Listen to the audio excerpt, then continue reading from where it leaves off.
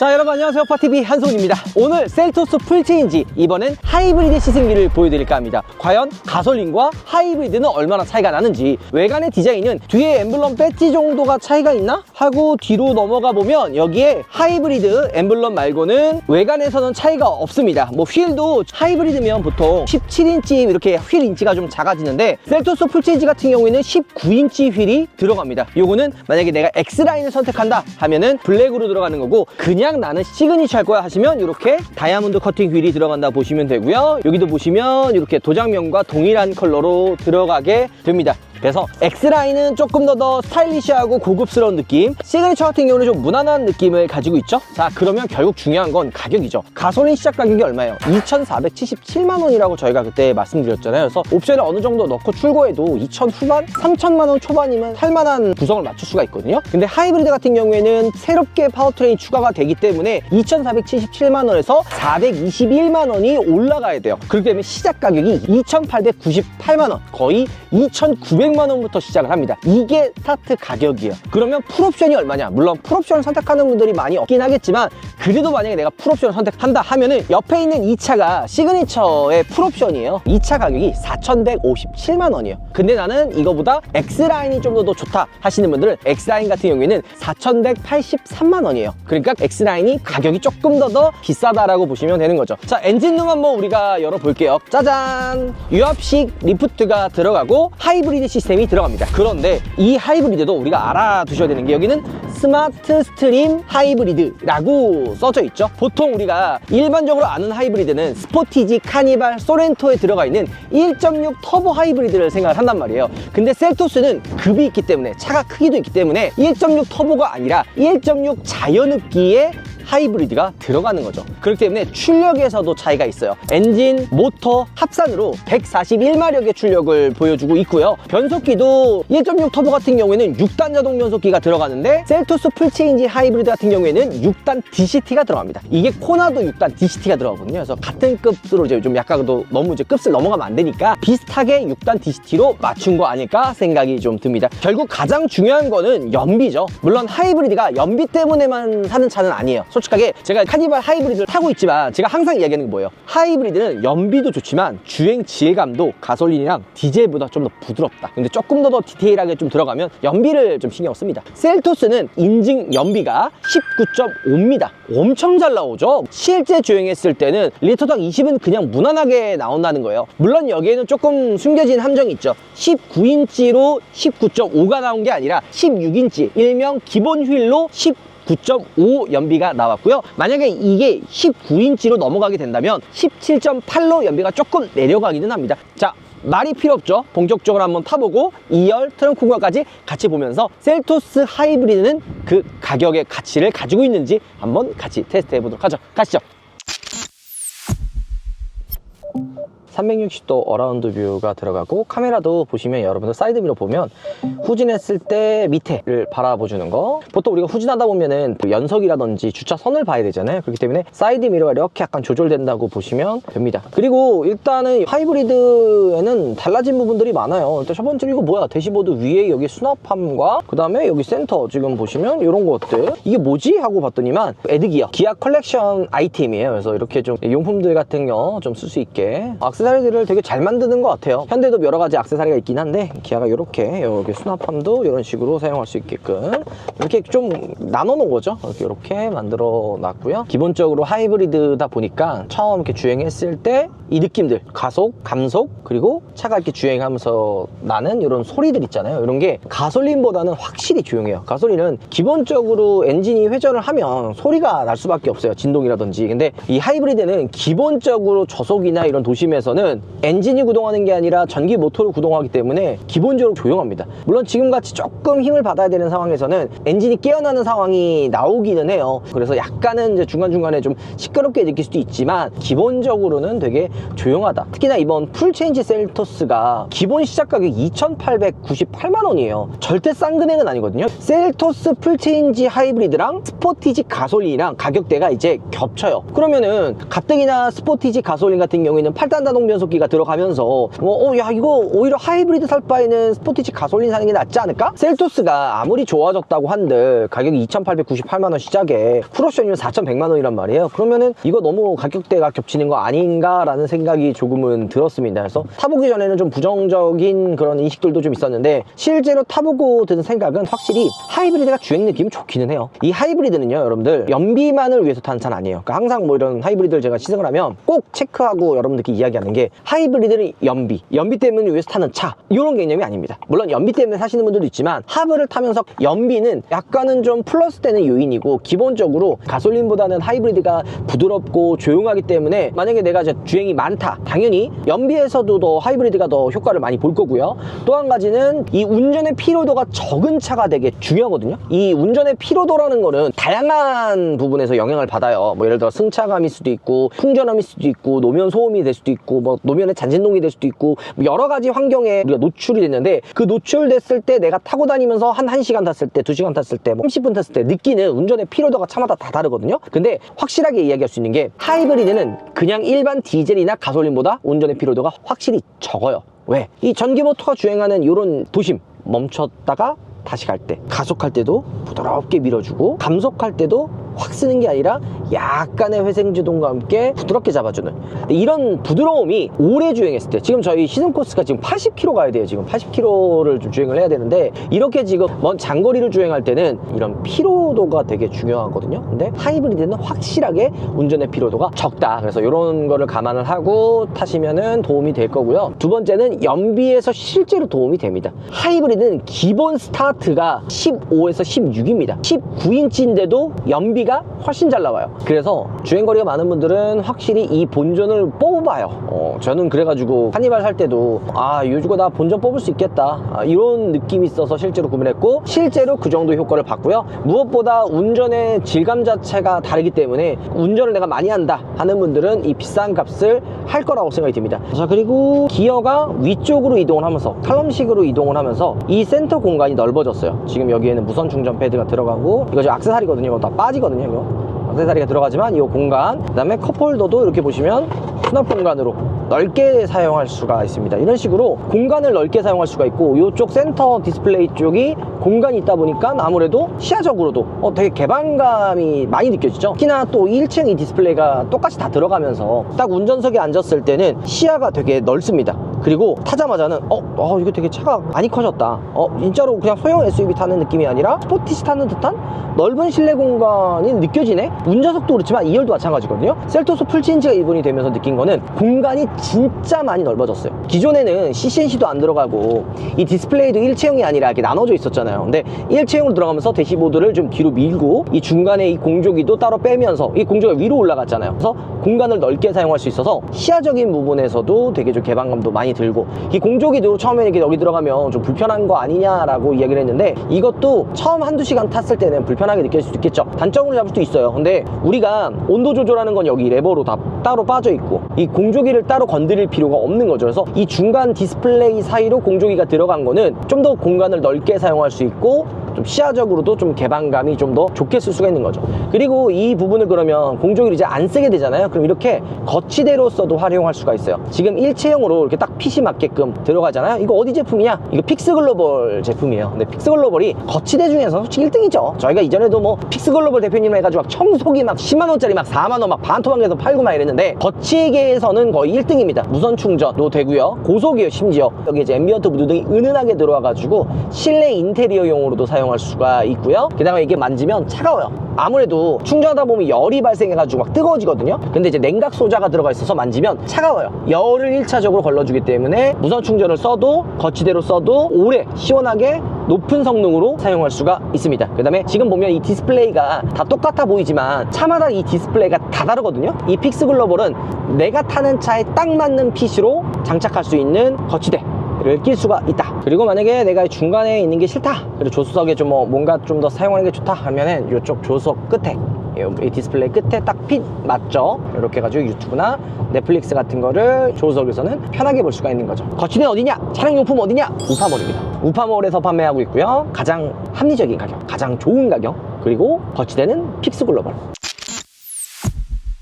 그리고 지금 셀토스 하이브리드를 타면서 느끼는 거는 경쾌하면서도 빠릿빠릿하고 반응들도 되게 부드럽고 승차감도 하이드로 부싱 이번에 추가가 됐거든요. 요거는 스포티지 페이스리프트 될 때 스포티지에 들어가 있었던 부싱들이 있어요. 하이드로 부싱. 그러니까 이 마운트와 마운트가 연결되는 그 부분에 부싱이 게 딱 들어가면서 노면의 잔진동이나 주행하면서 느꼈을 때 약간의 그런 차체 제어를 잃어가지고 그런 충격들 있죠. 약간 이렇게 팡 치우는 불규칙한 그런 충격들, 이런 것들을 좀 덜어주고 잡아주는 거예요. 그래서 이런 것 때문에 확실히 이제 부드러운 느낌이 있는데, 이거는 가솔린 타면서도 한번 이야기했었던 건데 출력이 너무 아쉬워요. 얘가 지금 141마력이거든요 전기 모터가 조금 보조해가지고 141마력인데 이렇게 가속을 했을 때도 보시면 힘이 좀 부족하다라는 느낌이 들죠. 가솔린일 때는 190마력이 넘어요. 그래서 조금만 악셀 밟으면 바로바로 반응해서 이렇게까지 RPM이 많이 안 올라가고 파워풀하게 탁탁탁 치고 나가는 느낌들이 좋았거든요.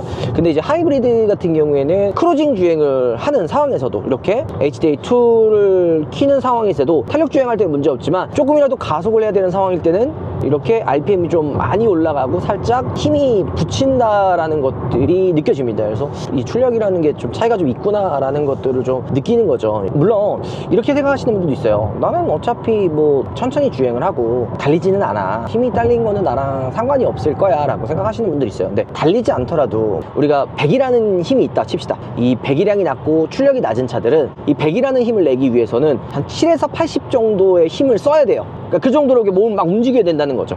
근데 예를 들어 내가 힘이 세고 몸집이 커, 그러면 100이라는 힘을 똑같이 쓸 때 굳이 70, 80까지 힘을 쓰는 게 아니라 한 2, 30의 힘만 써도 100이라는 힘을 낼 수가 있어. 이러면은 움직임이나 반응들이 한결 더 여유로워지겠죠. 근데 다 안 좋은 것만 있는 건 아니에요. 이렇게 크루징 주행을 할 때나 속도가 어느 정도 받쳐져 가지고 주행을 할 때는 조용하면서도 노면의 잔진동 있죠. 그러니까 가솔린 때는 살짝 이 잔진동들을 차다다다다 좀 지금 이제 들어오는 이런 느낌들이 들었는데, 하이브리드는 가솔린보다 승차감도 조금 더 편합니다. 이 라이드 컨트롤 들어가가지고 이 라이드 컨트롤 모르겠는데 이렇게 얘기하시는 분들도 있어요. 근데 저는 카니발을 진짜 오래 타면서 느끼는 게 잠깐 타면 그거 못 느껴요. 그리고 항상 역체감을 해야 돼요. 매 순간에 뭔가 매번 개입을 해가지고 이 정도는 아니에요. 근데 중간중간에 이거 애매하게 좀 충격 들어와야 되는 부분이라든지 이런 부분 때 이 라이드 컨트롤이 들어가 있는 하이브리드들은 승차감이 가솔린 일반 모델보다 편합니다. 어찌됐든 이 하이브리드는 이런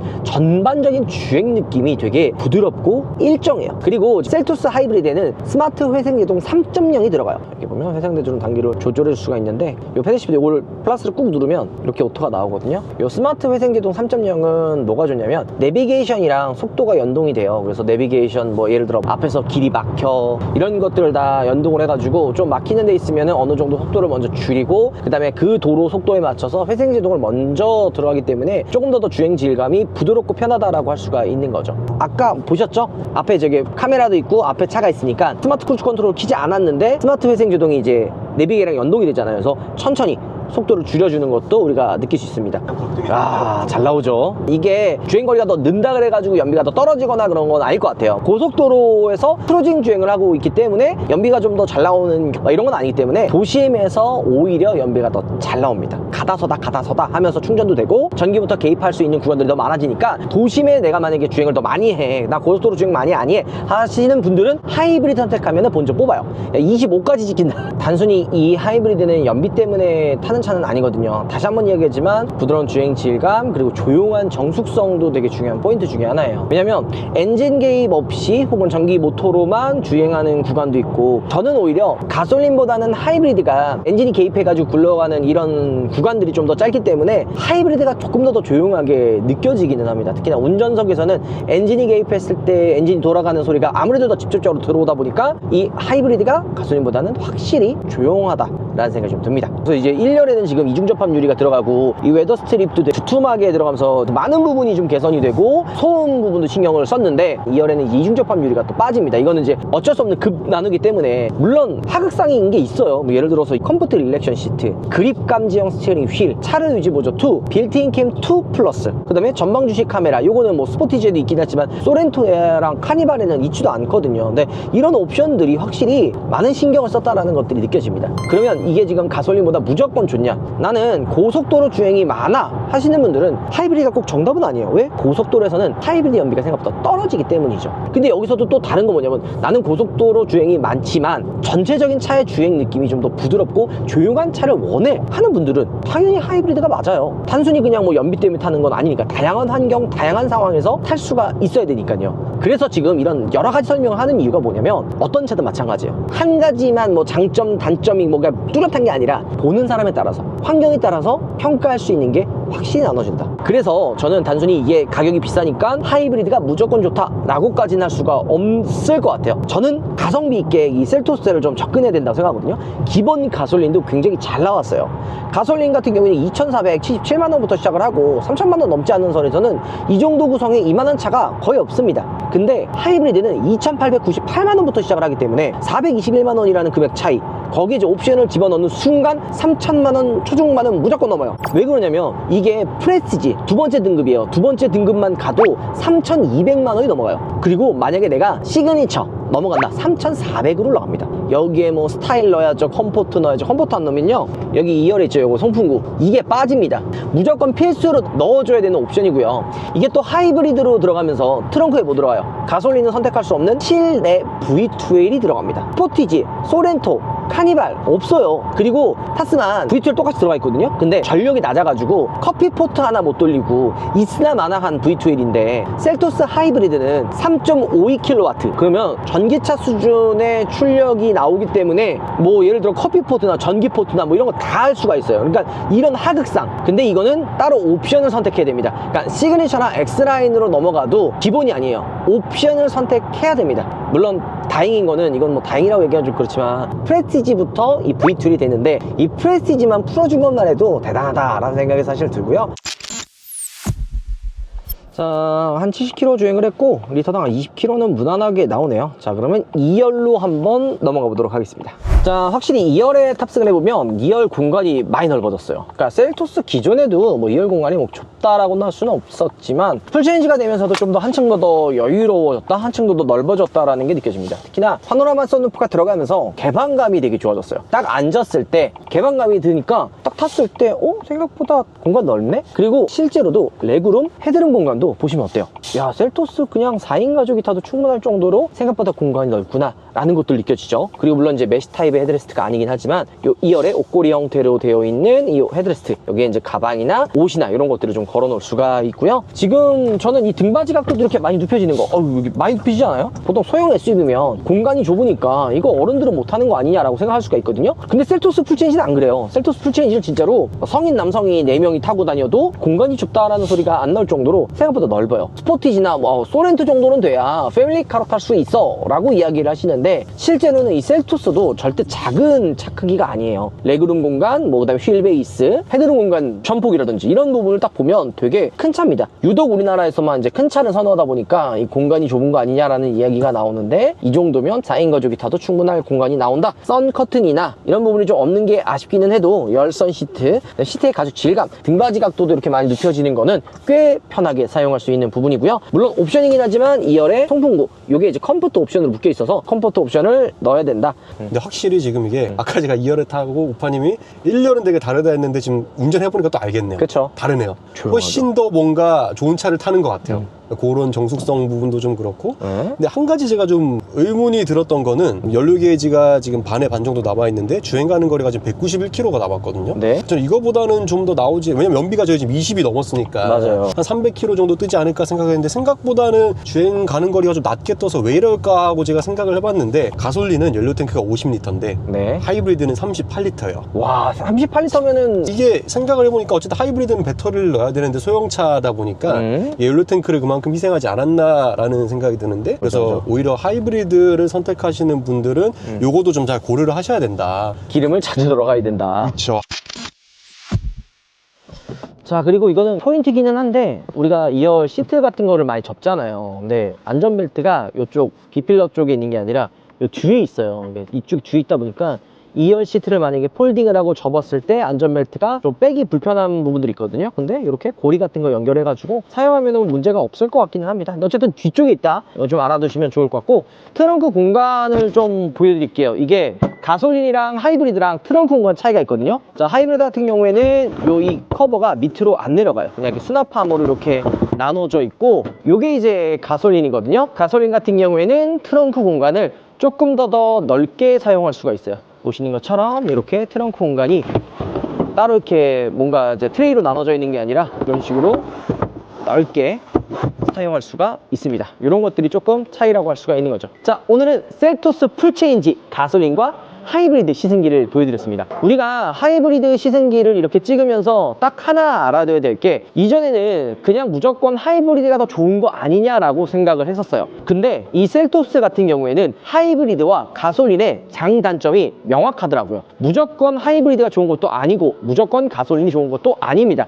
상황에 맞게 선택에 따라서 판단은 아마 달라질 것 같고요. 가성비를 신경을 쓴다면 가솔린이 좀 더 맞는 선택이고, 나는 조용하면서도 좀 더 부드러운 주행 질감이 필요하다 하시는 분들은 하이브리드 선택하시면 좋을 것 같아요. 자, 오늘 이렇게 두 개 가솔린과 하이브리드 시승해 봤는데, 여러분들은 어떤 차를 선택할 건지 댓글로 의견 남겨주시면 좋을 것 같고요. 오늘 영상 마무리 하도록 하고요. 다음번에도 저희가 신차가 나온다면 그때 좀 디테일하게 더 비교도 하고 알려드리도록 할게요. 들어보겠습니다. 감사합니다.